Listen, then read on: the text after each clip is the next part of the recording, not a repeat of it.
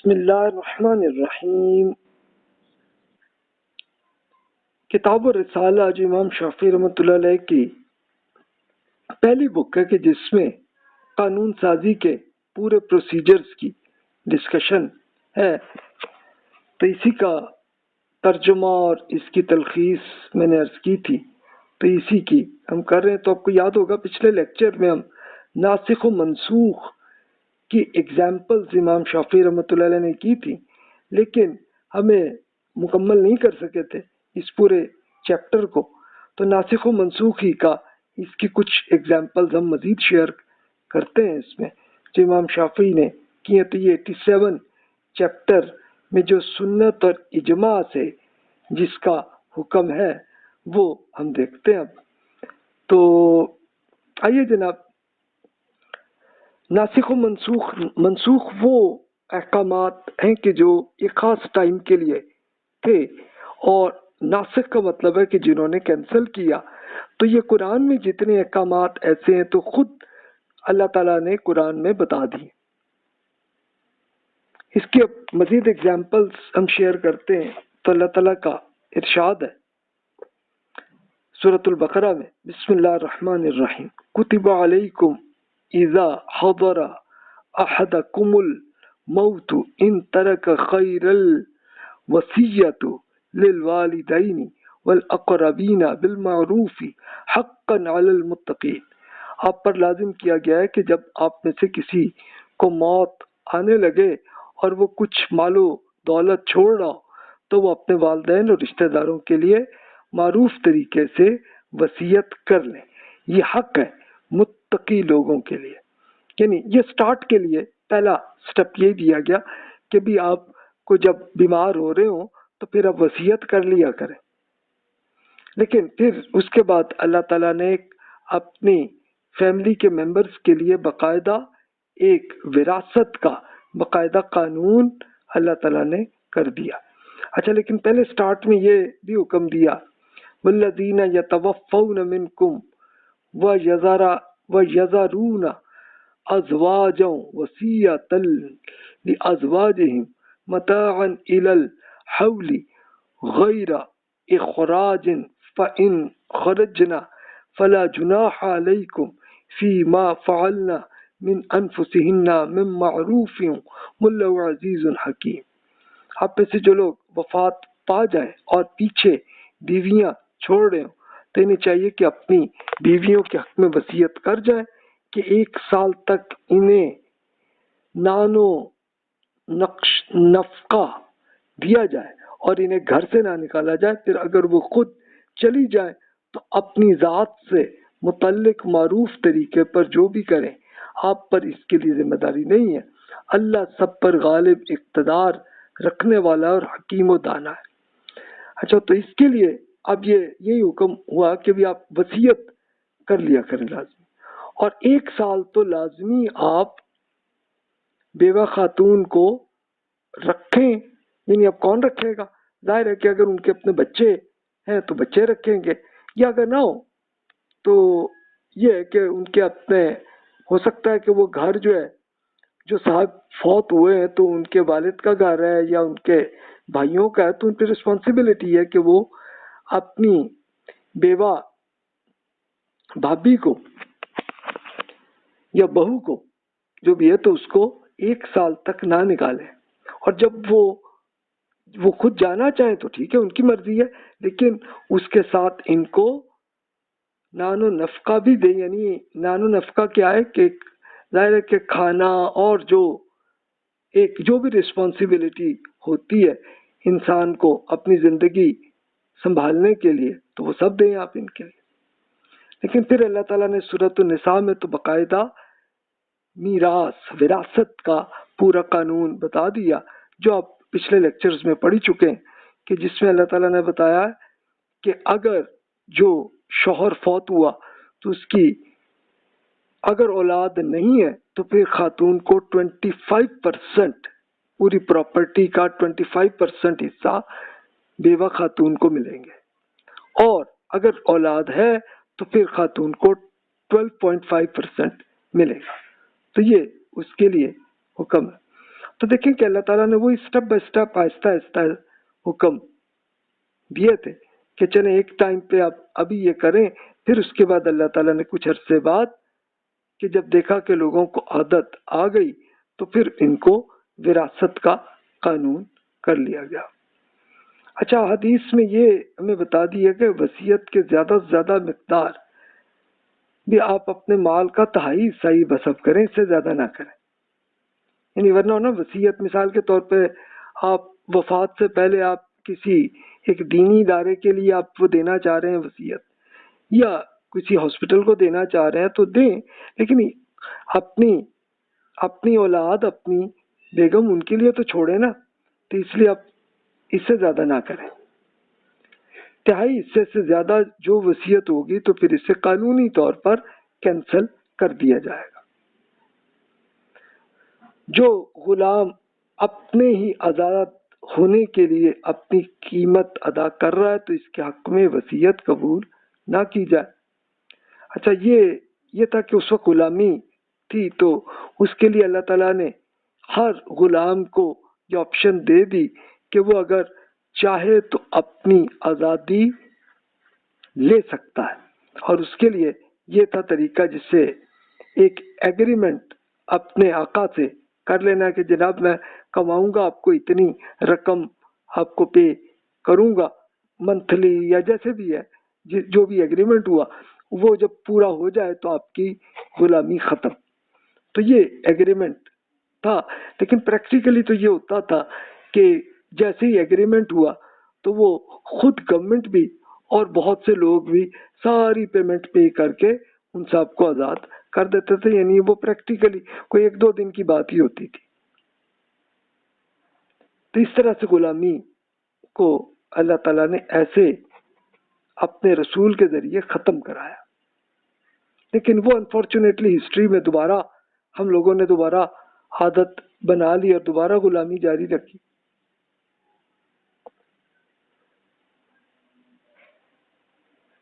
تو آپ یہ دیکھیے کہ یہ ناسخ و منسوخ کی ایک ایگزامپل امام شافعی نے کیا۔ مزید وہ کرتے ہیں کہ جھوٹا الزام لگانے کی سزا اور لعان کا عمل۔ اب سورۃ النور میں اللہ تعالیٰ کا حکم ہے والذین یرمون المحصنات ثم لم یأتوا بأربعۃ شہداء فاجلدوہم 80 جلدۃ ولا تقبلوا لهم شہادۃ ابدا واولئک هم الفاسقون۔ جو لوگ پاک دامن خواتین پر تہمت لگائیں پھر 4 گواہ نہ لے کے آئیں تو انہیں 80 کوڑے مارو، اور ان کی گواہی پھر کبھی قبول نہ کی جائے، ایسے ہی لوگ فاسق ہیں۔ یعنی جو بھی کسی خاتون کے بارے میں ایک الزام، کوئی پروپیگنڈا کر بیٹھا تو پھر اللہ تعالیٰ نے حکم یہ دیا کہ لازمی ہے کہ وہ پھر عدالت میں آئے وہ آدمی، اور پھر 4 گواہ بھی لائے کہ جو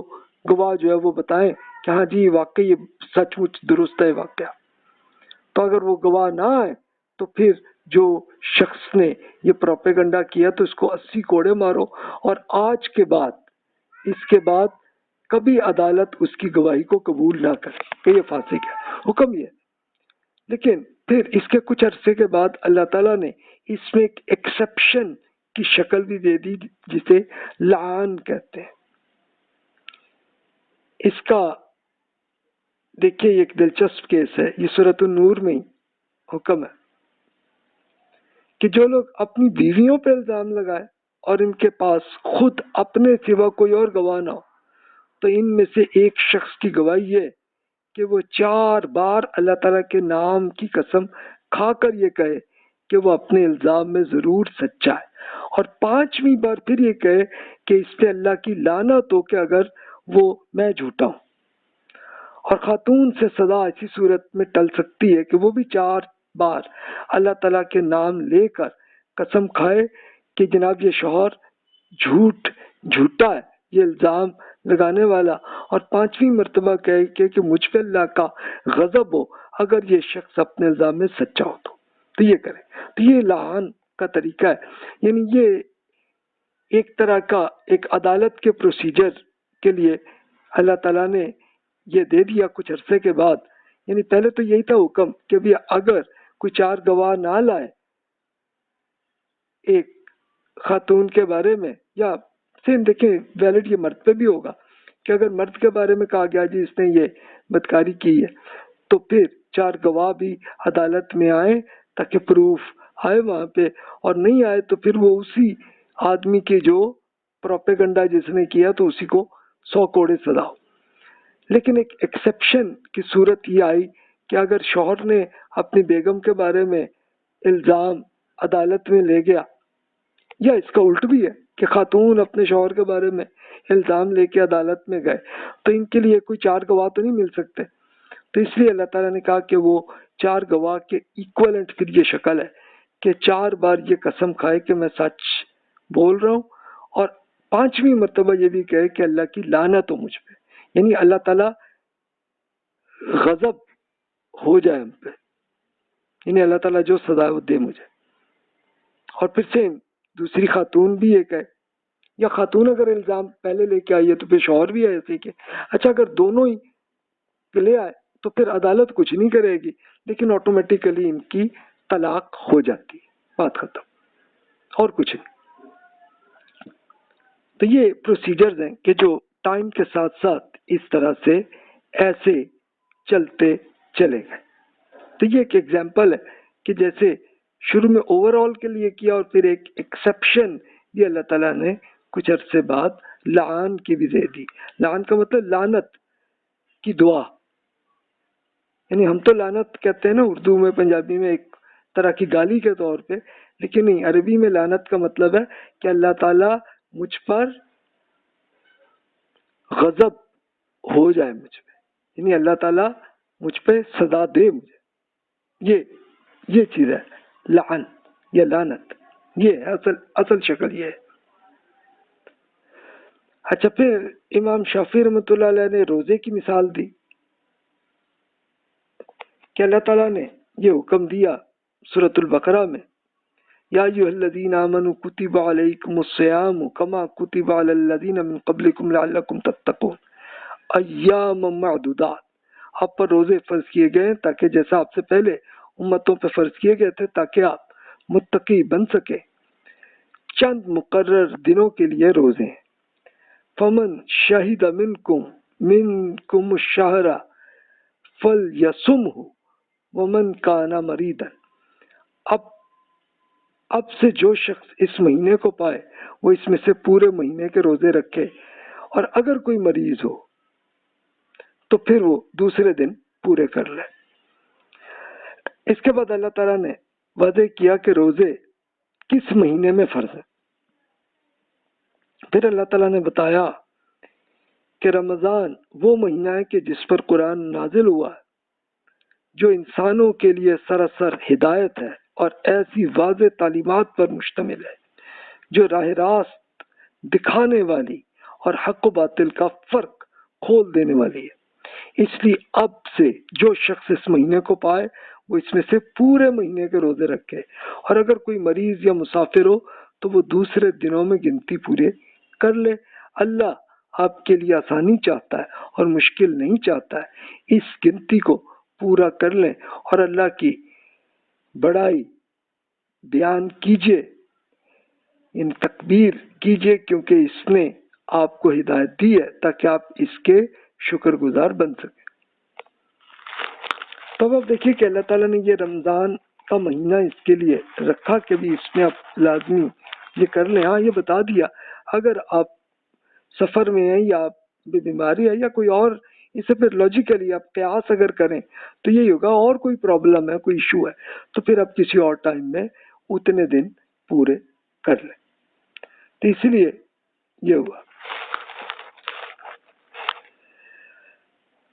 اچھا پھر امام شافعی رحمۃ اللہ علیہ نے ایک مثال 3 طلاقوں کی دی، یہ سورۃ البقرہ میں ہی ہے. فَإِن طَلَّقَهَا فَلَا تَحِلُّ لَهُ من بعد حتى تنكح زوجا غيره فإن طلقها فلا جناح عليهما أن يتراجعا. اگر شوہر نے بیوی کو تیسری مرتبہ طلاق دی تو اس کے لیے یہ جائز نہیں ہے کہ وہ اس سے دوبارہ شادی کرے، سوائے اس کے کہ وہ کسی اور شخص سے شادی کرے۔ پھر اگر وہ شخص بھی اسے طلاق دے دے تو ان دونوں یعنی پہلے خاوند اور بیوی کے لیے کوئی حرج نہیں کہ وہ دوبارہ آپس میں نکاح کر سکے۔ ورنہ پریکٹیکلی یہی ہوتا تھا کہ پرانے کلچر میں عربوں کیا کہ وہ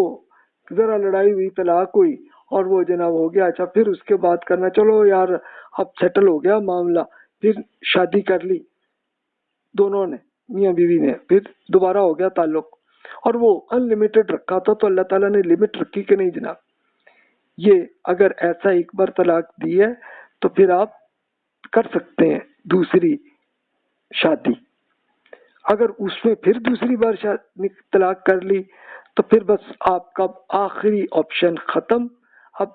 تیسری بار اگر شادی کر رہے ہو تو بس اب طلاق نہیں دے سکتے، اب اگر کرو گے تو پھر نہیں آپ شادی کر سکیں گے۔ تو یہ اس کے لیے بتایا گیا، یعنی وہ طلاق کو کینسل کرنے کی بس 2 بار اجازت ہے، تیسری بار نہیں۔ تو یہ دیکھیں کہ اس طرح سے ایک یہ آیا معاملہ اس کے لیے۔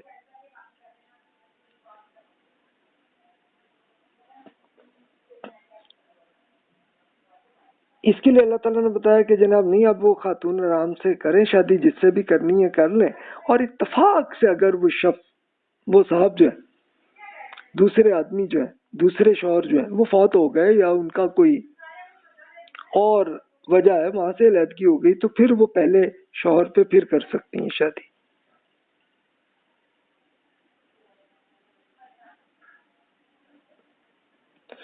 اچھا، اب یہ اس میں عرض کر دوں کہ رسول اللہ صلی اللہ علیہ وسلم نے واضح طور پر یہ بتا دیا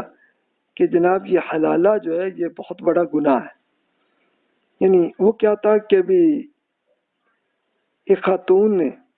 ایک شوہر سے 3 بار ہوگی طلاق، لیکن اب وہ ختم پھر کرنا چاہ رہی ہیں، تو اب وہ ایک بندے سے جناب آ کے یار نکاح کر لے اور رات میں طلاق کر دینا، تو چلو میں تاکہ جائز ہو جاؤں پہلے شوہر کے واپس آنے کے لیے۔ تو اس کو رسول اللہ صلی اللہ علیہ وسلم نے فرمایا کہ جو شخص یہ حرکت کرے گا تو یہ بہت بڑا گناہ ہے، کہ بالکل ایک طرح کا کرائے کا سانڈ ہی ہے اس کی حیثیت، تو اس لیے اس سے بچے۔ اب امام شافعی رحمۃ اللہ علیہ نے وضو کی مثال شیئر کی سورۃ المائدہ میں، جو حکم ہے کہ وضو میں اعضاء کو 1 بار یا 3 بار دھونے کی جو مثال ہے، کہ اللہ تعالیٰ کا حکم یہ ہے کہ اذا قمتم الى الصلاۃ فاغسلوا وجوہکم وایدیکم الى المرافق فامسحوا برؤوسکم وارجلکم الى الکعبین وان کنتم جنبا فطہروا۔ جب آپ نماز کے لیے اٹھیں تو اپنے چہرے دھو لیں، ہاتھوں کو کوہنیوں تک دھو لیں، اپنے سروں کو مسح کر لیجئے اور پاؤں کو ٹخنوں تک دھو لیجئے۔ اگر آپ حالت جنابت میں ہو تو پھر پاک ہو جایا کریں، یعنی غسل کر لیا کریں۔ اگر جنابت اس کو ہی کہتے ہیں کہ جو ازدواجی تعلق کیا ہو تو پھر یہ اچھا۔ پھر اللہ تعالیٰ نے یہ بھی فرمایا اس میں وَلَا جُنُوبًا إِلَىٰ عَابِرِ سَبِيلٍ حَتَّىٰ تَغْتَسِلُوا، نہ ہی جنابت والا شخص نماز کے قریب آئے یہاں تک کہ غسل کر لے، سوائے اس کے کہ وہ مسجد سے بطور راستہ گزرنے والا ہی ہو، تو چلو کوئی حرج نہیں۔ یعنی اگر ازدواجی تعلق ہوا، ابھی آپ نماز تبھی آپ کریں کہ پہلے غسل کر لیں۔ ایک پھر یہ دے دی آپشن کہ ٹھیک ہے کہ اگر آپ نے صرف گزرنا ہی ہے، نماز نہیں پڑھنی ابھی، تو پھر ٹھیک ہے۔ یعنی اچھا آپ کہیں گے اس کی کیا آپ کو ضرورت آ گئی؟ یہ رسول اللہ صلی اللہ علیہ وسلم کے زمانے تک میں ایسا تھا کہ لوگوں کے گھروں کے دروازے مسجد میں نکلتے تھے، تو اس لیے اللہ تعالیٰ نے یہ دی کہ بھی آپ پہلے نہا لیں پھر نماز پڑھیں، لیکن اگر صرف گزرنا ہی ہے تو چلو کوئی بات نہیں، گزر لیں۔ آج کل کے زمانے میں آپ کہہ لیں کہ وہ نہیں ہوتا، ظاہر ہے کہ مسجدیں الگ الگ دروازے فکس ہیں آپ کے اپنے گھر کے اور مسجد کے، تو کوئی ایشو نہیں ہے، لیکن ہو بھی سکتا ہے کہ آپ جیسے اعتکاف کر رہے ہیں اور وہاں پہ آپ سو رہے تھے تو سوتے ہوئے احتلام آ جائے تو پھر ٹھیک ہے، اب آپ کو مسجد میں سٹیپ تو لگانے پڑیں گے نا، پاؤں سے نکل کے ہی آپ جائیں گے واش روم میں اور نہا کے آپ واپس اعتکاف میں آئیں گے، وہ ٹھیک ہے، تو اللہ تعالیٰ نے اجازت دے دی آپ۔ ایک دلچسپ احادیث ہیں وہ میں شیئر کرتا ہوں جو امام شافعی رحمۃ اللہ علیہ نے بیان کی ہیں کہ ابن عباس رضی اللہ عنہ نے بیان کیا کہ رسول اللہ صلی اللہ علیہ وسلم سے یہ سمجھا کہ آپ نے وضو میں ہر عضو کو ایک ایک بار دھویا، یعنی ہم تو کہتے ہیں نا کہ 3 بار ہر حصے کو دھوئیں، لیکن یہ حدیث میں ہے کہ ایک بار میں بھی کافی ہے وضو۔ اچھا، ایک دوسری حدیث دیکھتے ہیں کہ عمر بن یحییٰ کے دادا تھے،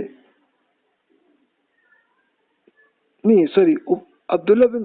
زید صاحب نے اپنے دادا جی سے پوچھا کہ آپ نے مجھے بتائیں گے کہ رسول اللہ صلی اللہ علیہ وسلم وضو کیسے کرتے تھے؟ تو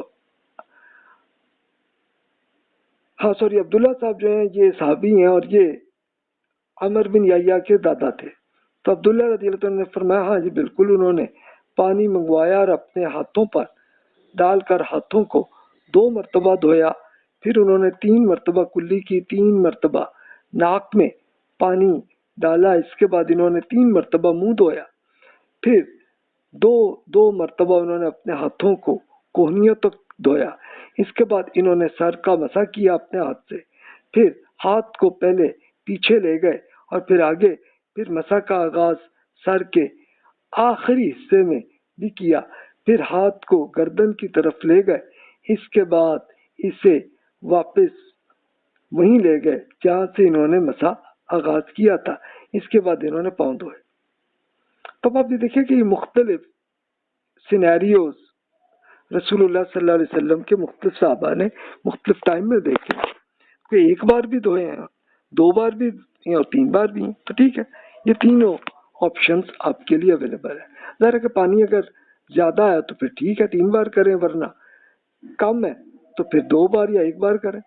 تو اتنی آپ کے لیے آپشن ہے۔ تو یہیں سے امام شافعی رحمۃ اللہ علیہ اس کو منسوخ کی ایک ایگزامپل کرتے ہیں کہ بھی یہ دیکھیں اس طرح سے مختلف ٹائم میں الگ ٹائم میں ایسے کیا، اور یہ تینوں ویلڈ ہے موجودہ زمانے میں۔ وضو میں کوہنیوں اور ٹخنوں کے لیے یہ تھا کہ رسول اللہ صلی اللہ علیہ وسلم ہاتھ جو ہیں اور پاؤں کو ٹخنوں تک اور ہاتھ کوہنیوں تک دھوتے تھے وہ، تو اس سے یہ پتہ چلتا ہے کہ بھی ایسے یہ لوکیشن آپ کے جسم کی اتنا حصہ وضو کے اندر دھونا۔ غسل کے لیے طریقے کے لیے کیا کہ رسول اللہ صلی اللہ علیہ وسلم نے غسل جنابت میں فرمایا کہ بھی پہلے آپ اپنی شرمگاہ کو پہلے دھوئیں، پھر نماز کے وضو کی طرح جیسے وضو کرتے ہیں وہ پہلے کر لیں، پھر نہائیں۔ تو یہ آپ کے لیے زیادہ اچھا صاف طریقہ یہ ہے، یعنی پہلے اس حصے کو آپ پہلے کریں، وضو کر لیں، پھر اس پہ کریں، تاکہ اللہ تعالیٰ کے نام سے آپ وہ غسل کر رہے ہیں۔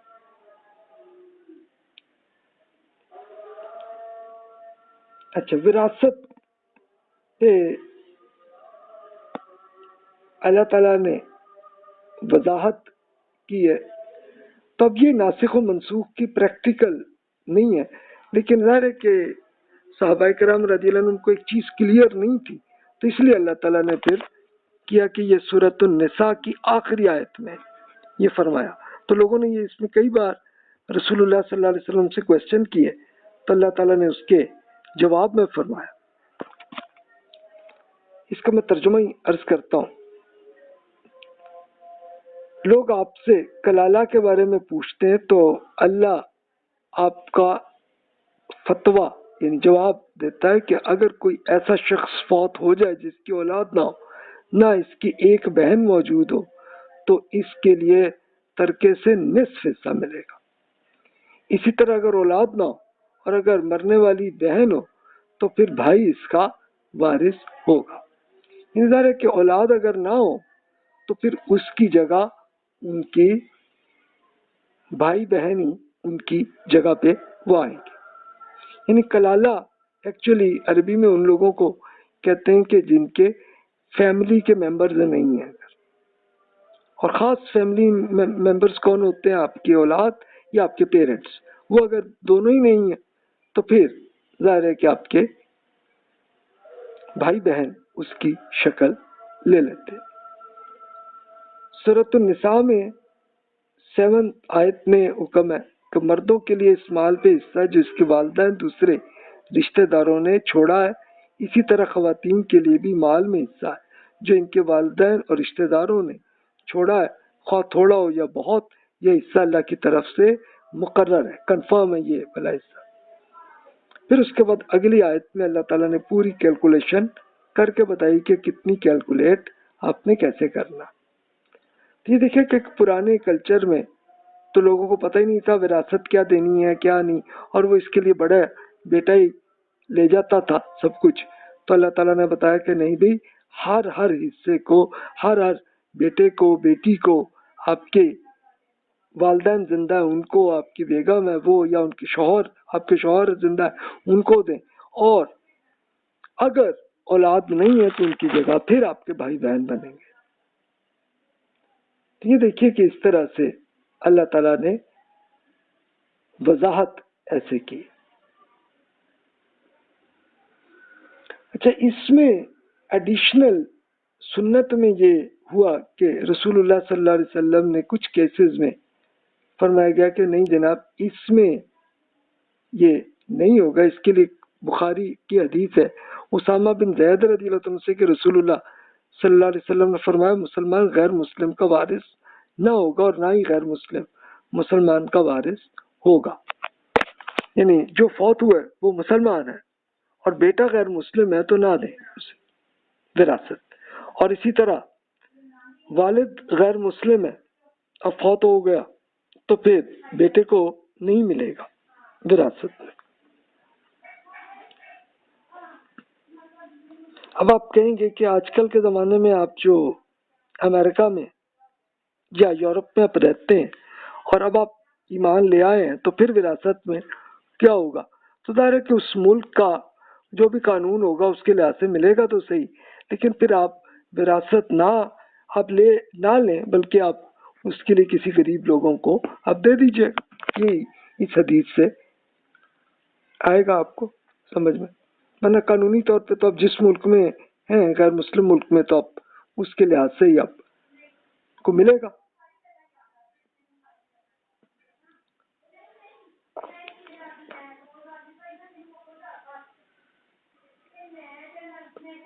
رسول اللہ صلی اللہ علیہ وسلم نے یہ فرمایا کہ جس نے کوئی غلام خریدا، اس غلام کی تحویل میں کوئی مال و جائیداد موجود ہے تو یہ مال بیچنے والے کا ہوگا، سوائے اس کے کہ اس تجارتی معاہدے میں اس بات کی وضاحت کر دی جائے کہ جائیداد خریدنے والے کی ہوگی۔ یعنی یہی ہے کہ ایک صاحب آپ کی ایک دکان ہے یا آپ کا بزنس ہے تو آپ نے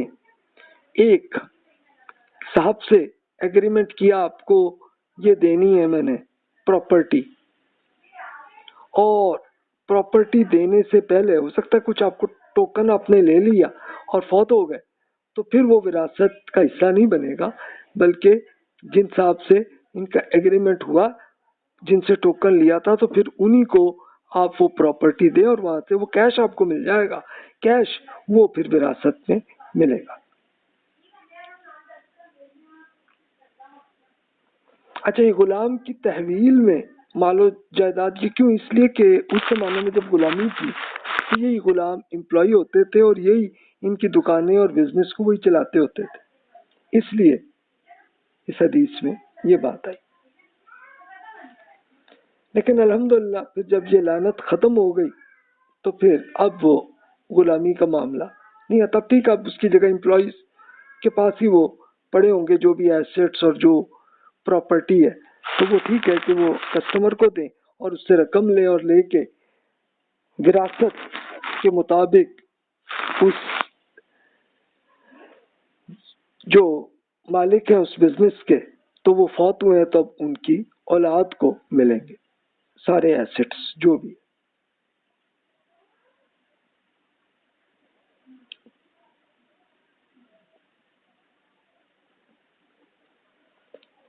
ایک حدیث وہ پیش کرتے ہیں عمر بن شعیب رضی اللہ عنہ کی کہ رسول اللہ صلی اللہ علیہ وسلم نے فرمایا قاتل کے لیے وراثت میں کوئی حصہ نہیں، یعنی مثال کے طور پر بیٹا اپنے والد کو قتل کر دے تو پھر اس کو کوئی وراثت نہیں پھر ملے گی، بلکہ اس کو جو بھی لیگل ایکشن لے کے اس کو تو پھر موت کی سزا خود ہی آئے گی۔ یہ اگر غیر مسلم ملک میں تو وہاں اس ملک میں کے قانون کے مطابق جو بھی سزا ملے گی لیکن اس کو وراثت نہیں ملے گی۔ اس کا ریورس بھی ہو سکتا ہے کہ ابا جی نے اگر بیٹے کو قتل کیا تو پھر بیٹے کی جو پراپرٹی ہے اس میں ابا جی کو کچھ نہیں ملے گا۔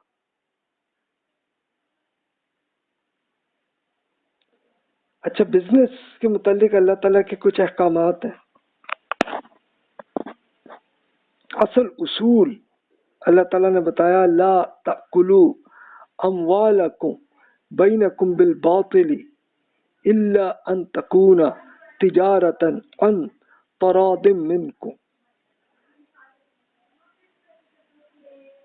یعنی اس میں یہ ہمیں بتا دیا گیا کہ آپس میں ایک دوسرے کے مال باطل طریقے سے مت کھائیں، آپس کی رضامندی سے لین دین ہونا چاہیے، اصول یہ۔ اب آپ اس کی جو فراڈ کی شکلیں جو بھی سوچ لیں یہ ہر ٹائم میں چینج ہوتے رہتے ہیں، تو ظاہر ہے کہ وہ اس کے حرام ہی ٹرانزیکشن جو بھی ہوگی، یعنی جس میں لین دین رضامندی سے دونوں کی، تو تب یہ ٹرانزیکشن ہوگی۔ پھر اسی طرح فرمایا ذالک بانہم قالوا انما البیع مثل الربا وحل اللہ البیع وحرم الربا، یہ اس لیے کہ انہوں نے کہا کہ تجارت تو سود کی طرح ہی ہے، جبکہ اللہ نے تجارت کو حلال کیا ہے اور سود کو حرام۔ یہ کنفرم اللہ تعالیٰ نے کیا کہ سود تو حرام، انٹرسٹ ربا عربی میں کہتے ہیں، سود اردو میں، انٹرسٹ انگلش میں کہتے ہیں، یعنی وہ ہے کیا کہ سمپلی آپ نے قرض کسی کو دیا اور اسے ایڈیشنل کوئی اضافی جو کچھ بھی لیں گے تو وہ سود ہے، تو وہ نہ لیں۔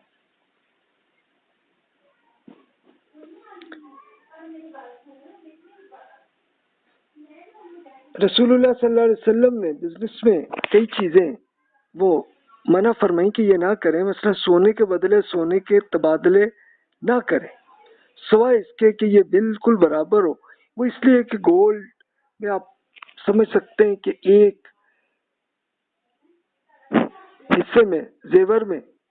کوالٹی سونے کی کیا ہے اور دوسرے سے لے رہے ہیں تو کتنی، تو اس لیے رسول اللہ صلی اللہ علیہ وسلم نے اس لیے روکا تھا۔ اس طریقے سے سونے کے بدلے چاندی کے تبادلے میں، یعنی ایک کے بدلے ایک میں نہیں، پہلے آپ اس کی کوالٹی اور ہر چیز دیکھ کے پھر ہی سیل پرچیز کریں۔ یا یہ بھی آج کل آسان طریقہ ہے کہ آپ کی جو بھی زیورات ہیں آپ سیل آؤٹ کریں، کیش ملے گا، پھر آپ اس سے جو بھی سونا یا چاندی جو لینا چاہیں وہ لے لیں آپ، وہ ٹھیک ہے، لیکن صرف سونے کے بدلے سونا وہ نہ لیں آپ، اس لیے کہ اس میں فراڈ کے چانسز ہو سکتے ہیں۔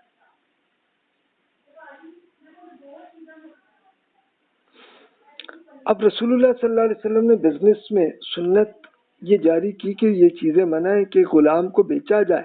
اس میں سے بیچنے والا خریدنے والے سے اس کا کوئی عیب چھپا لے، ایسی صورت میں خریدار اس غلام کو واپس کر سکتا ہے اور اس عرصے کے دوران وہ غلام کے ذریعے کمائے گئے منافع پہ، پروفٹ پر اپنے پاس بطور ہرجانہ رکھ سکتا ہے۔ یعنی اس زمانے میں غلامی چلتی تھی، تو اس کے لیے رسول اللہ صلی اللہ علیہ وسلم یہی کیا کہ بھی آپ اگر ایک صاحب اپنے غلام کو دوسرے آدمی کو دے رہے ہیں لیکن اس کے یہ نہیں بتایا کہ اس کی یہ صلاحیتیں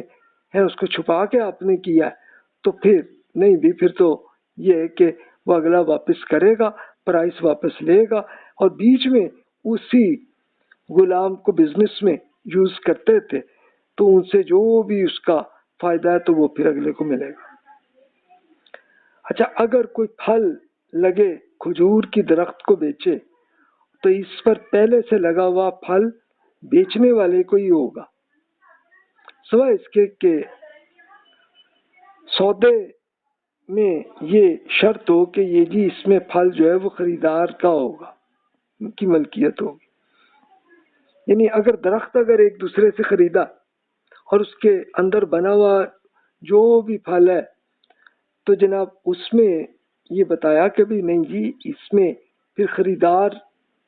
اس میں جو بیچنے والا ہے اس کا ہوگا۔ ہاں اگر وہ کلیئر ٹرانزیکشن ہے کہ جی ٹھیک ہے آپ درخت بھی دے رہے ہیں، اس کا پھل بھی دے رہے ہیں، سب کچھ دے رہے ہیں، پھر ٹھیک ہے، لیکن اگر یہ کنفیوژن ہو تو پھر پھل جو ہے وہ اس کو ملے گا اور درخت اب پرچیزر کو مل جائے گا۔ اور اگر ایگری کیا ہوا ہو کہ ٹھیک ہے جناب اس میں یہ درخت بھی آپ کا، پھل بھی آپ کا، اس کی اتنی رقم دے دیں تو ٹھیک ہے، پھر کوئی عرض نہیں اس میں۔ اسی طرح امام شافعی رحمۃ اللہ علیہ نے فرض احکامات نماز کے لیے بیان کیے۔ ان الصلاۃ کانت علی المؤمنین کتابا موقوتا، بے شک نماز اہل ایمان پر مقررہ کنفرم اوقات ہی میں فرض ہے۔ وَأَقِيمُوا الصَّلَاةَ وَآتُوا الزَّكَاةَ، نماز قائم کیجئے، زکوٰۃ دیجئے۔ خُذْ مِنْ أَمْوَالِكُمْ صَدَقَةً تُطَہِّرُهُمْ وَتُزَكِّيهِمْ بِهَا، اس کے اموال میں سے صدقہ وصول کیجئے، اس کے ذریعے انہیں پاک کیجئے اور ان کا تزکیہ فرمائیے۔ یہ رسول اللہ صلی اللہ علیہ وسلم حکومت چلا رہے تھے تو آپ کو حکم دیا کہ آپ یہ صدقہ لیں۔ صدقہ کیا ہے؟ یہ ایکچولی زکوٰۃ تھی کہ یہ آپ لے لیں، پھر آپ انہیں، تاکہ ان کے پورے ایسٹس پاک ہو جائے، پھر آپ اس کے بعد اس کا تزکیہ کریں۔ تزکیہ کا مطلب کہ یہ کس کو کتنا دینا ہے آپ نے وہ دے دیں۔ وَلِلَّهِ عَلَى النَّاسِ حِجُّ الْبَيْتِ مَنِ اسْتَطَاعَ إِلَيْهِ سَبِيلًا، لوگوں پر اللہ تعالیٰ کے لیے لازم ہے کہ جو بھی اس راہ میں استطاعت رکھتا ہو تو وہ اللہ کے گھر کا حج کریں۔ یعنی زندگی میں ایک بار حج کرنا فرض ہے ہر اس مسلمان پہ کہ جس میں اتنی طاقت ہو کہ وہ حج کرے۔ اب آپ کہیں گے کہ یہ استطاعت کیا ہوگی؟ استطاعت آپ کے باڈی کی بھی ہے، یعنی جسم آپ کا اس قابل ہو کہ آپ حج کر سکیں، اور دوسرا یہ کہ فائنینشلی آپ اس پوزیشن میں آئیں کہ آپ حج کے ایکسپنسز پے کر سکیں، پھر ٹھیک ہے، پھر آپ پہ فرض ہو گیا۔ اور اگر نہیں ہوا کہ فائنینشلی آپ کو پوری زندگی میں نہیں ملا تو پھر حج آپ پہ فرض نہیں ہوا، یا آپ کو اس وقت اتنی اماؤنٹ ملی کہ آپ حج کر سکتے ہیں، لیکن اب آپ مثال کے طور پہ خدا نہ خواستہ ایک صاحب فالج ہو گئے تو وہ تو حج نہیں نہ کر سکتے۔ ہاں لیکن یہ ہوتا ہے کہ ان کے اولاد میں یہ کرتے ہیں کہ وہ ان کے بیٹے اپنے والد کو یا والدہ کو اسی طرح اپنی لے جا کے، اور اگرچہ وہ فالج کی حالت میں ہو لیکن چلیں اپنی کرسی پہ بٹھا کے اور لے جاتے ہیں تو ٹھیک ہے، دیٹس گڈ۔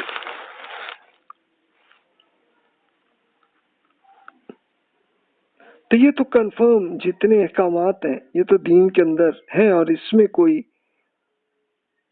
یہ امام شافعی رحمۃ اللہ علیہ نے اس لیے کیے ہیں بیان کہ بھی اس میں کوئی بھی منسوخ ہوا ہی نہیں اور ہو بھی نہیں سکتا۔ یہ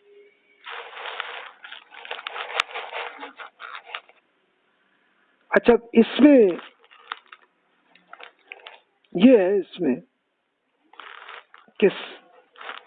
سوار شخص جو ہے وہ جدھر بھی اس کا منہ ہوگا بس ادھر ہی وہ نماز پڑھے گا. یہ حدیث میں واضح ہوا. جابر بن عبداللہ رضی اللہ عنہ سے کہ رسول اللہ صلی اللہ علیہ وسلم نے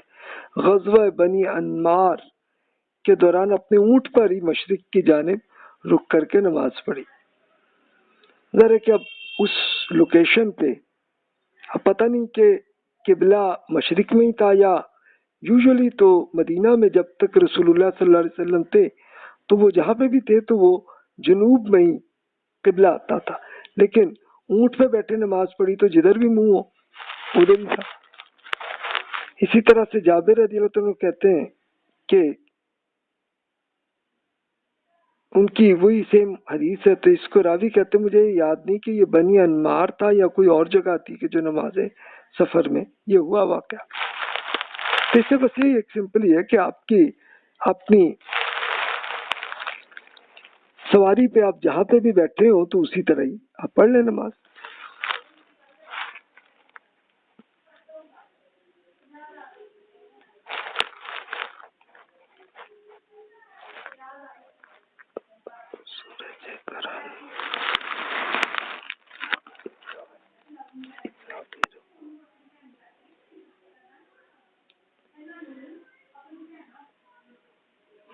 اچھا جی، اب اس میں امام شافعی رحمۃ اللہ علیہ نے ایک خاص کیس میں انہوں نے احادیث وہ بیان کی ہیں، وہ یہ کہ سورج گرہن کی نماز میں ایک اضافی رکوع کیا اور ایک ہر رکعت میں 2 رکوع کیے. اچھا، لیکن اس کے لیے پھر انہوں نے یہ بیان کیا کہ یہ مختلف صحابہ کی روایتیں جو حدیث ہیں وہ ڈفرنٹ آتی ہیں. سورج گرہن کو نماز 2 رکعت اور ہر رکعت پہ ایک اضافی رکوع کیا گیا. تو اس طرح کیا تو ٹھیک ہے، اس میں کنفیوژن ہو سکتی ہے تو کچھ نہیں، یعنی یہ ایک اسپیشل سینیریو ہوتا ہے نا سورج گرہن کے لیے. پھر وہ نماز ایک سنت کا حصہ، ایک نفل نماز ہے، وہ آپ پڑھیں تو اس کے لیے آپ چاہیں تو کر لیں. اور رسول اللہ صلی اللہ علیہ وسلم یہ حکم تو نہیں دیا کہ سارے اس میں تم لوگ زیادہ رکوع کرو. ٹھیک ہے، ایک ہی رکوع ہوگا ایک رکعت میں، زیادہ بھی ہو سکتے، تو یہ فرق ہو سکتا ہے. اللہ تعالیٰ نے نماز میں یہ حکم دیا کہ بے شک نماز اہل ایمان پر ایک کنفرم اوقات پر ہی ہے. اور وہ ٹائم کون سے ہیں؟ تو رسول اللہ صلی اللہ علیہ وسلم نے وہ ٹائم مقرر کر کے بتائے لوگوں کو. یعنی ایک ایسا بھی کیا کہ ہر نماز کے ٹائم کو سٹارٹ کرنے کا بھی ایک نماز پڑھ کے بتائی، پھر اینڈ والے ٹائم پہ بھی پڑھ کے بتائی، تاکہ بھئی لوگوں کو ہر ایک کا ٹائم کنفرم ہو جائے. ظاہر اس زمانے میں ہر ایک کی گھڑی تو نہیں ہوتی تھی، تو اس لیے یہ تھا. اور اب تو آ کے یہ کہ سیٹلائٹس کے ذریعے ہمارے ہاں یہ پوری انفارمیشن islamicfinder.com پہ ہر شہر کے لیے ایگزیکٹ مل گئی کہ نماز کا ٹائم کب شروع ہوتا ہے کب ختم ہوتا ہے، تو وہاں سے آتا ہے. تو پریکٹیکلی آپ دیکھیں کہ مسجد والے جو ہیں وہ وہیں بیسس پہ ہی پھر اذان اس کے لحاظ سے ہی کرتے ہیں.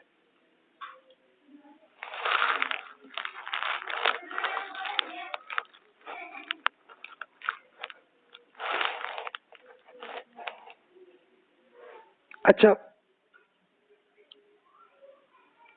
یہ ایک دلچسپ حدیث ہے کہ غزوہ احزاب جنگ میں ایسی حالت میں آ گئے تھے صحابہ کرام کہ اس میں نماز ادا کرنے کی پوزیشن میں نہیں تھے، تو اس لیے انہوں نے نماز تھوڑی ان کی لیٹ ہوئی. اور پھر انہوں نے رات میں آ کے جب صحیح سیٹل ہوئے تو انہوں نے ظہر اثر مغرب عشاء ساری اکٹھی کر کے نماز پڑھ لی. تو یہ ایک حدیث ہے کہ جس میں صحابی نے بیان کیا کہ ہم لوگ جنگ خندق کے دن جنگ کی شدت سے بعض نماز ادا نہیں کر سکے تھے، تو مغرب کے بعد رات کو جا کے ہم کچھ وقت مل سکا جسے اللہ تعالیٰ نے ارشاد فرمایا اللہ نے مومنین کی طرف سے جنگ کرنے کے لیے کافی ہو گیا. تو اس وقت رسول اللہ صلی اللہ علیہ وسلم نے بلال رضی اللہ عنہ کو بلایا کہ وہ اذان دیں. انہوں نے اس حکم کی تعمیل کی، پھر آپ ظہر کی نماز پڑھی اور کیا ہی اچھے طریقے سے نماز پڑھی کہ آپ اس کی وقت پر کرتے تھے۔ پھر آپ نے عصر کے لیے کھڑے بھی ایسی نماز پڑھی، پھر اس کے بعد مغرب کی اور پھر عشاء کی نمازیں ادا فرمائی۔ تو راوی کہتے ہیں کہ یہ واقع خطرے کی نماز سے متعلق احکام نازل ہونے سے پہلے کا ہے، جب پیدل اور سوار ہر طرح سے نماز کی ادائیگی کا حکم دیا گیا۔ یعنی یہ ظاہر ہے کہ یہ پہلے یہی رسول اللہ صلی اللہ علیہ وسلم نے کیا تھا کہ اگر ایک بالکل جس وقت سمجھ لیں کہ تیر جس وقت آ رہے ہیں کر رہے ہیں اور اس ٹائم جنگ ابھی اس میں سلسلہ، تو اس میں وہ کیا ایک ہی ٹائم پہ نماز، لیکن پھر قرآن مجید میں اللہ تعالیٰ نے بتایا کہ جناب آپ چاہے جس حالت میں بھی ہوں، آپ یہ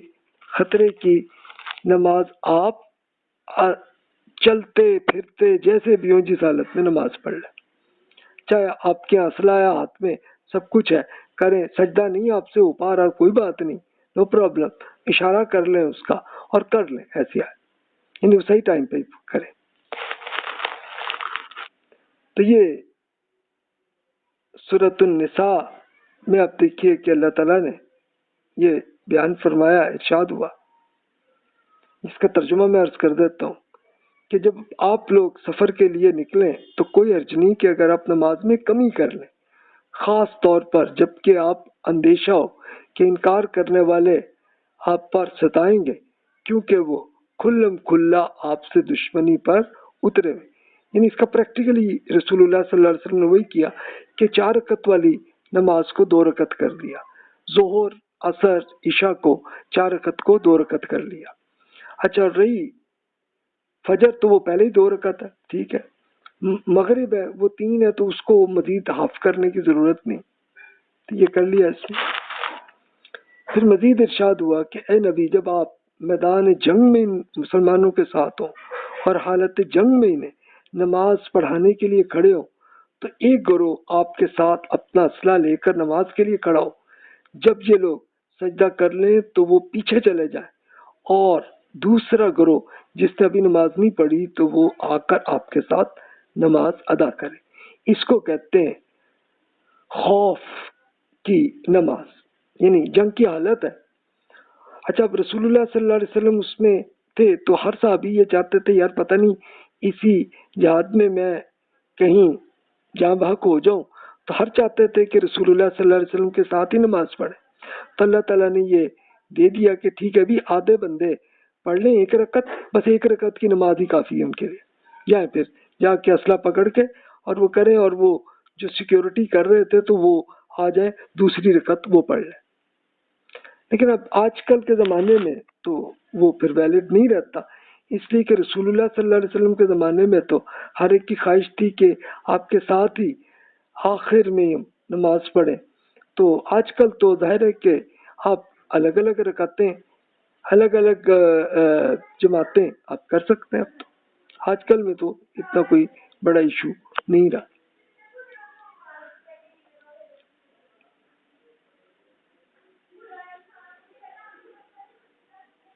تو یہ خوف کے لیے اچھا یہ ہوا یہ تھا کہ تابعین کے زمانے تک یہ سلسلہ رہا کہ وہ ان میں ہوتا تھا کہ لازمی جو بھی آپ کے ملٹری کے ہیڈ ہیں اس کے ساتھ ہی نماز لازمی ہر کوئی چاہتے تھے، تو وہ یہی خوف کی نماز ایسے کرتے تھے۔ پھر امام شافعی رحمۃ اللہ علیہ نے زکوٰۃ کی ایگزامپل پیش کی، واقیم الصلاۃ وآتوا الزکوٰۃ، نماز قائم کیجیے اور زکوٰۃ ادا کریں، والمقیمین الصلاۃ والمؤتون الزکوٰۃ، نماز قائم کرنے والے اور زکوٰۃ ادا کرنے والے انہی کو ہم اجر دیں گے۔ فویل للمصلین الذین هم عن صلاتهم ساہون الذین هم یراؤون ویمنعون الماعون، ایسے نمازیوں کے لیے ہلاکت ہے کہ جو اپنی نمازوں سے غافل ہیں اور ریاکاری کرتے ہیں اور معون سے منع کرتے ہیں۔ معون کیا؟ بہت مائنر چیزیں جو ہیں وہ بھی آپ نہیں دیتے کسی کو، تو یہ اس میں اللہ تعالیٰ نے یہ برائیاں بتائی ہیں اس میں، یعنی منیمم یہ آپ نے کرنا ہے کہ وہ ضرور زکوٰۃ، یہ تو فرض ہے، لازم ہے، اور مزید جو دیں گے نفل میں تو وہ آپ کا صدقہ آپ دیں تو یہ آپ کے لیے ایڈیشنل آپ کو اجر ملے گا۔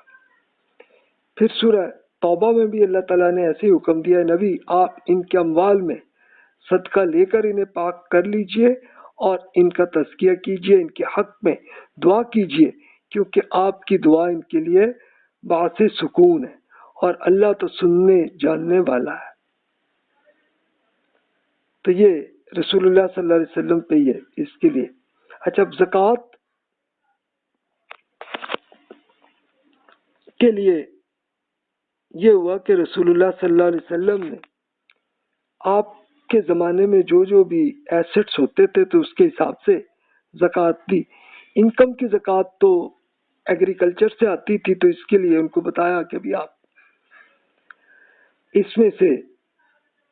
اگر ایکسپنسز نہیں ہیں آپ کے تو پھر آپ 10% پروڈکشن کا آپ اس پہ زکوٰۃ دیں، اور جہاں پہ ایکسپنسز آپ نے کیے اس کے لیے تو پھر 5% پروڈکشن کا 5% زکوٰۃ دیں۔ یہ تو انکم پر زکوٰۃ تھی۔ اور جو ایسٹس ہیں، ایسٹس کے لیے زیادہ تر لوگوں کے جانور ہوتے تھے، تو رسول اللہ صلی اللہ علیہ وسلم نے اونٹوں، بھیڑ، بکریوں پر زکوٰۃ جو ہے وہ لازم کی، اور گائے کے لیے کی گئی۔ اچھا، لیکن یہ تھا کہ لوگوں کے پاس اور گھوڑے بھی تھے، گھوڑے، گدھے تھے، ان کو رسول اللہ صلی اللہ علیہ وسلم نے زکوٰۃ نہیں کی، ذمہ داری اس کی، بلکہ یہ ایک ایکسیپشن کی صورت دی، اس لیے کہ گھوڑے اور گدھے یہ لوگوں کے سواری کے جانور تھے، تو اس لیے ان کو نہیں کیا۔ لیکن باقی یہ اونٹ، بھیڑ، بکریاں، ان سب ایسٹس میں کیا ہوتا تھا کہ آپ یوز بھی کرتے تھے اور اس سے انکم بھی آتی تھی، اس لیے ان ایسٹس پہ زکوٰۃ آپ نے کی لازمی۔ اچھا، لوگوں کے یہاں مختلف باغ ہوتے تھے کھجور، انگور کے، تو رسول اللہ صلی اللہ علیہ وسلم اس کی انکم پر زکوٰۃ لیتے تھے 10%۔ اور اگر ایکسپنسز ہوتے، یعنی لوگوں نے کہیں سے پانی خریدا یا کوئی اور چیزیں لی، کنواں بنانے پہ ایکسپنسز ہوئے تو ٹھیک ہے، پھر 5% اس پہ زکوٰۃ یہ رکھی گئی۔ تو پھر اسی بیسس پہ پھر جب مسلمان اور شہروں میں سیٹل ہوئے یا نئے ایمان لائے تو انہوں نے اسی بیسس پہ پورا فارمولا ایسے کیلکولیٹ کیا۔ تو جناب یہ زکوٰۃ کے لیے امام شافعی رحمۃ اللہ علیہ نے اس میں یہ کیا اس میں۔ اور ایسٹس میں پھر لوگوں کے یہاں زیورات ہوتے تھے، سونا چاندی کے سکے بھی ہوتے تھے، تو ان پہ بھی زکوٰۃ جو ہے وہ اس میں کی۔ اچھا، امام شافعی رحمۃ اللہ علیہ نے ایک حدیث بڑی دلچسپ کی کہ رسول اللہ صلی اللہ علیہ وسلم بتایا کہ دفن شدہ خزانوں پر زکوٰۃ 5واں حصہ یعنی 20% ہے اس پہ، یہ کیا اس پہ۔ اسی طرح حج کے بارے میں بھی لوگوں کے جو پریکٹس رسول اللہ صلی اللہ علیہ وسلم نے کی تو اس کے لیے کر کے دکھایا۔ عدت کی مدت تو قرآن میں اللہ تعالیٰ نے بیان کر دی۔ سورۃ البقرہ میں فرمایا کہ آپ میں سے جو لوگ فوت ہو جائیں ان کی بیویاں زندہ ہو تو وہ اپنے آپ کو دوسری شادی سے 4 ماہ 10 دن تک روکے رکھیں۔ پھر سورۃ طلاق میں اللہ تعالیٰ نے یہ بھی بتایا کہ آپ کی جن خواتین کا پیریڈ آنا بند ہو گیا تو ان کی عدت کے معاملے میں آپ پہ اگر کوئی شک ہو تو ان کی عدت 3 ماہ، یعنی حکم ان خواتین کے بارے میں جنہیں ابھی پیریڈ شروع ہی نہیں ہوا، یا حاملہ خواتین کی عدت کی حد یہ ہے کہ ان کے ہاں بچے کی ولادت آ جائے۔ اب ولادت چاہے بچے کی 1 مہینے میں آ جائے یا 8 مہینے میں آ جائے، جتنا بھی ہے، تو یہ عدت کا پیریڈ، یعنی عدت کیا ہے کہ خاتون ابھی دوسری شادی نہیں کر سکتی، بس یہ بات۔ خیر، ہم نے اپنے انڈین کلچر میں تو اور بہت سی پابندیاں لگا دی، ورنہ اور کچھ نہیں تھی، بس صرف یہ تھا کہ خاتون ابھی دوسری شادی نہ کرے۔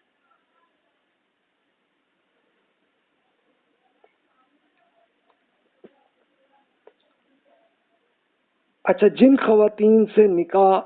نہیں ہے، یہ تو قرآن میں اللہ تعالیٰ نے بتا دیا کہ جن سے نہیں ہے، اس کا ترجمہ ہی میں سمپل عرض کر دیتا ہوں۔ حرام کی گئی ہیں آپ پر آپ کی ماں، بیٹیاں، بہنیں، پھوپھیاں، خالائیں، بھتیجیاں، بھانجیاں، رضائی مائیں، رضائی بہنیں، بیویوں کی مائیں، اور آپ کی گود میں پرورش ہونے والی آپ کی سوتیلی بیٹیاں۔ اگر آپ نے اپنی بیویوں سے خلوت کر لیا تو سوتیلی بیٹی سے نکاح کرنا جائز نہیں ہے۔ ہاں، اگر خلوت نہیں ہوئی تو پھر کوئی حرج نہیں، یعنی یہ ہے کہ نکاح ہوا بھی رخصتی نہیں ہوئی اور انہی خاتون کی اپنے پہلے شوہر سے بیٹی ہے تو پھر علیحدگی ہو گئی، طلاق ہو گئی، ابھی خاتون کی رخصتی نہیں ہوئی، ابھی صرف نکاح ہی تھا، تو پھر ٹھیک ہے کہ پھر ان کی بیٹی سے بھی نکاح آپ کے لیے جائز ہے پھر اس صورت۔ تو یہ پوری اللہ تعالیٰ نے بتا دیا کہ کہاں کہاں پہ حرام ہے، تو اس میں اس کے لیے کسی انسان پہ کوئی کنفیوژن نہیں ہے۔ کھانے پینے کے لیے اللہ تعالیٰ نے بتا دیا رسول اللہ صلی اللہ علیہ وسلم کو سورۃ الانعام میں، اے نبی آپ کہیے کہ میرے پاس وہ وہی ہے کہ جس میں کوئی کھانے کے قابل ایسی چیز نہیں پاتا کہ جس میں کوئی کھانے والے پر حرام ہو، سوائے اس کے کہ یہ 4 چیزیں حرام ہیں: مردار، بہایا ہوا خون، خنزیر کا گوشت کہ وہ ناپاک ہے، اور ذبح کرنے والے کے نافرمانی کہ وہ اگر اس نے اللہ تعالیٰ کے علاوہ کسی اور کے لیے ذبح کیا ہو تو وہ بھی حرام ہے۔ بس یہ 4 چیزیں حرام ہیں، باقی سب جائز ہے کہ جو کھانے کے قابل ہو۔ اچھا، جو سرے سے کھانے کے قابل ہی نہ ہو تو اس میں تو کوئی ایشو ہی نہیں۔ مثال کے طور پہ کوئی انسان بھی جو بھی کسی بھی مذہب سے ہو، وہ نہیں سمجھتا کہ پیشاب پخانہ کھا سکیں، کوئی بھی نہیں چاہے گا،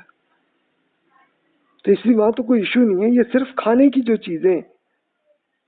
حرام ہے اللہ تعالیٰ نے وہ بتائی ہیں کہ جس میں انسان میں کنفیوژن ہو سکتی۔ رسول اللہ صلی اللہ علیہ وسلم نے یہ بتا دیا کہ دانتوں سے شکار کرنے والے درندوں کا شکار کھانے سے منع فرمایا، یعنی درندوں کے کون ہیں؟ یہ کتے ہیں، اور یعنی جو بھی شکار والے جانور ہیں دانتوں سے یا درندوں کے جیسے عقاب ہے، یہ جائز نہیں ہے آپ کے لیے، یہ حرام۔ اسی طرح سے ایک اور حدیث میں ابو ہریرہ رضی اللہ عنہ سے کہ رسول اللہ صلی اللہ علیہ وسلم فرمایا، دانتوں سے شکار کرنے والے درندوں کا کھانا حرام ہے، شیر، چیتا، کتا، سارے یہ حرام ہے۔ بیوہ خواتین کے لیے حالت عدت میں ممنوع احکامات قرآن میں اللہ نے بتا دیے۔ ترجمہ یہ ہے کہ آپ میں سے جو لوگ فوت ہو جائیں اور ان کی بیویاں زندہ ہوں تو اپنے آپ کو دوسرے شادی میں 4 ماہ 10 دن تک روکے رکھیں، پھر جب وہ مدت پوری ہو جائے تو اگر وہ معروف طریقے سے اپنے متعلق کوئی فیصلہ کر لیں، آپ پر اس کی کوئی ذمہ داری نہیں ہے۔ جو کچھ آپ کرتے ہیں تو اللہ تو اس سے باخبر ہے۔ یعنی یہی ہے کہ عدت میں صرف یہی ہے کہ خاتون دوسری شادی نہ کرے، بس یہی بات ہے، اور کچھ نہیں۔ تو جناب یہ اس طرح کے امام شافعی رحمۃ اللہ علیہ نے اگزامپل سے کی ہیں کہ یہ وہ سارے احکامات ہیں جو قرآن میں رسول اللہ صلی اللہ علیہ وسلم نے سنت میں پریکٹیکلی کی ہیں، تو اس میں کوئی ایشو نہیں ہے اور پوری امت میں کوئی اختلاف نہیں ہے۔ تو انشاءاللہ اب یہاں پہ ہم اسے ختم کرتے ہیں اگزامپلس میں، اور اس میں یہاں پہ ہم نے وہ منسوخ کے احکام کی اگزامپلس بھی دیکھ لیں کہ جناب یہ چیزیں جائز ہیں، یہ اللہ کا حکم تھا اور ایک خاص ٹائم کے لیے تھا، پھر رک گیا، چینج ہو گیا، تو وہ پوری ہم کر چکے۔ اگلے لیکچر میں ہم انشاءاللہ سنت پہ آئیں گے۔ تو سنت کیا ہے کہ جو رسول اللہ صلی اللہ علیہ وسلم نے دین کے احکامات پریکٹیکلی کر کے دکھائے اور 7 لوگوں کو سکھاتے بھی رہے اور چلتے بھی رہے، اور اس میں امت میں کوئی اختلاف نہیں۔ جو بھی سوال ہے ای میل کر لیجئے۔ والسلام علیکم ورحمۃ اللہ وبرکاتہ۔